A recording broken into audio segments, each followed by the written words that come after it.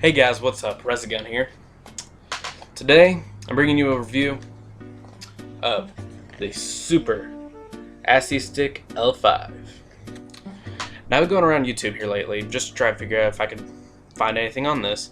Very few videos I've actually found on this little product here. Now, I was able to get it cheap enough to where, I would have had to spend, a lot just on shipping. But with this, I spent $22 on this little thing. I didn't even expect the box. Now, there's a lot of Japanese writing on this, which I personally cannot read. And there with my phone. I'll pick that up later. We got a nice little picture of the controller right there. And it says Ascii Stick Super L5 all around, or Super Ascii Stick, whatever you want to call it. And that stuff on the bottom. Now, let's get to the most important part. Let's open this sucker up. I really do love this box. Nice and small, looks good. Now before we get to the actual controller, let's see what comes with it. We got this little manual showing us how to use the controller. Saying, yeah, here's what all you can do, here's how to use it, and here's how you hold it, you numbnuts. Okay. And this looks like a little mailing thing or something because of the stamp spot. Yeah, I don't know. Now, the moment we've all been waiting for. The controller. Now, I bought this considering the fact that I use emulators for the Super Nintendo, sadly. Since I am having trouble figuring out, which games to buy that aren't too expensive. So far out of the packaging, it feels really nice. I like the way the plastic feels. It's got decent length cord, I think. Not bad at all. Doesn't say Nintendo or anything on it. I'm guessing that's because of. Oh, that's right. Dude, it's the Famicom. I forgot, this is only a Japanese controller. Made only in Japan. Yada yada yada. It was for the Super Famicom. Ooh, that's nice. Ooh, I can turn the controller, alright?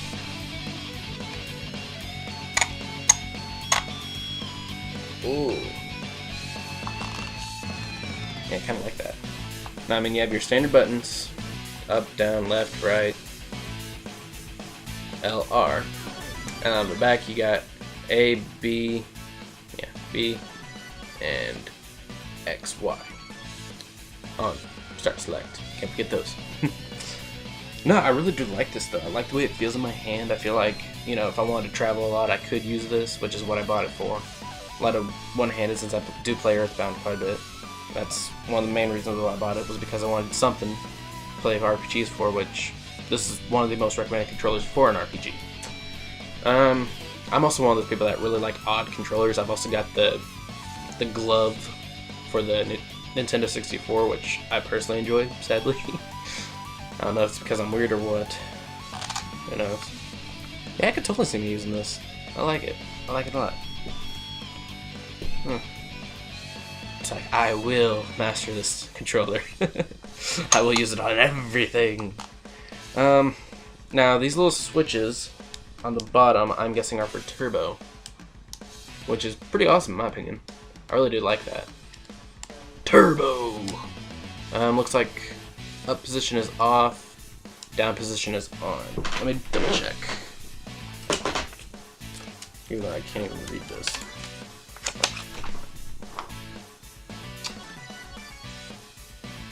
I'm guessing.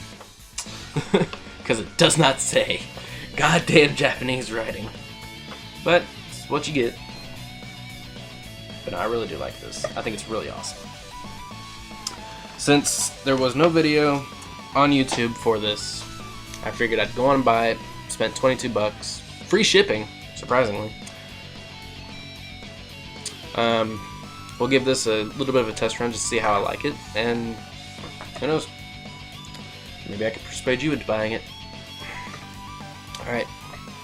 Just give me a bit. Okay, so after, you know, about an hour or two, just messing around with it, I find that this controller right here, not half bad. I personally really like it a lot. For RPGs, I would definitely say it's a good controller to get. For, you know, any type of platformer, side-scroller, or anything like that, it's meh.